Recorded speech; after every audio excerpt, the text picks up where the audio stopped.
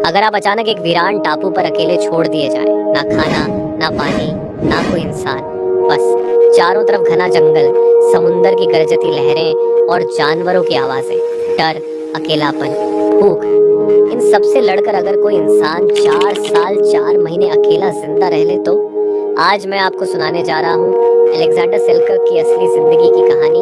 वही इंसान जिसने दुनिया की सबसे मशहूर उपन्यास रॉबिन्सन क्रूसो को जन्म दिया। अलेक्जेंडर सेल्कर्क स्कॉटलैंड का रहने वाला था। बचपन से ही उसे समुंदर से प्यार था। जवान होते ही वो एक जहाज पर नाविक बन गया। वो साहसी था, पर वो सैल भी। 1704 में एक दिन वो अपने जहाज के कप्तान से लड़ पड़ा।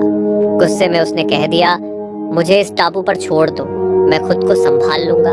कप्तान ने भी बिना सोचे समझे उसे साउथ पैसिफिक के एक छोटे से टापू पर अकेला छोड़ दिया, कुछ कपड़े, बंदूक, चाकू, एक बर्तन और एक बाइबल के साथ। उसे लगा था जल्दी कोई जहाज आ जाएगा, पर उसे नहीं पता था ये छोटी सी जिद उसे दुनिया का सबसे बड़ा अकेलापन दे दे। पहली रात ही अलेक्जेंडर को एहसास हो गया कि वो क्या कर बैठा। रात को जंगल से जानवरों की डरावनी आवाजें आती थी। उसने खुद को बचाने के लिए पेड़ों पर चढ़कर रात काटी। अगली सुबह भूख ने उसे परेशान किया। आसपास समुंदर था, लेकिन बिना नाव के मछली पकड़ना मुश्किल था। वो छोटे केकड़े घोंघे पकड़कर भूख मिटाता रहा। अलेक्जेंडर ने हार नहीं मानी। धीरे धीरे उसने जंगल के अंदर जाकर सुरक्षित जगह ढूंढी। उसने लकड़ियों से झोपड़ी बनाई, बारिश से बचने के लिए पत्तों से छत बनाई। खाने के लिए उसने जंगल के फलों, नारियल और जंगली बकरियों का सहारा लिया। उसने अपनी बंदूक से बकरियों का शिकार करना सीखा। एक बार उसने खुद को बीमार महसूस किया। बगैर दवा के उसने पेड़ पौधों से जड़ी बूटी ढूंढकर खुद को ठीक किया। उसका शरीर धीरे धीरे मजबूत होता गया। दिन में वो जंगल साफ करता, लकड़ियां जमा करता और नई जगह ढूंढता। रात को वो अपनी झोपड़ी में बाइबल पढ़कर खुद को तसल्ली देता।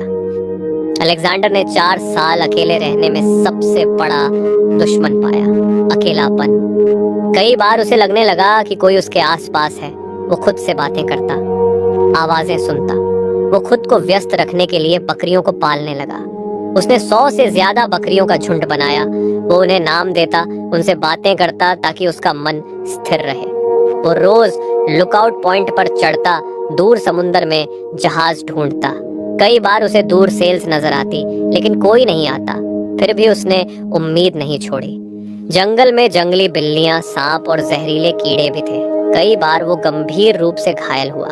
एक बार उसकी झोपड़ी में आग लग गई। वो मरते मरते बचा। उसे फिर से सब कुछ बनाना पड़ा। वो अपने छोटे चाकू को बार बार तेज करता ताकि जानवरों से बच सके। बरसात में लकड़ियां गीली हो जाती, खाना पकाना मुश्किल हो जाता। कई रातें उसने भूखे पेट काटी। वो जानता था कि अगर उसने हिम्मत छोड़ी तो मौत पक्की है। 4 साल बाद आखिरकार अलेक्जेंडर की दुआ कबूल हुई। एक अंग्रेजी जहाज उस टापू के पास से गुजर रहा था। उसने झोपड़ी जलाई और धुआं बनाया ताकि जहाज वाले देख सके। जहाज के लोग पहले डरे, कहीं कोई जंगली इंसान तो नहीं। लेकिन जब वो पास आए तो अलेक्जेंडर को देखकर दंग रह गए। उसका शरीर काला पड़ गया था, बाल घुटनों तक लंबे हो गए थे, पर उसकी आंखों में अभी भी जीने की चमक थी। वो वापस जहाज पर चढ़ा। लोगों ने उसे हीरो की तरह सम्मान दिया। अलेक्जेंडर सेल्कर्क की सच्ची कहानी ने दुनिया भर के लोगों को इंस्पायर किया।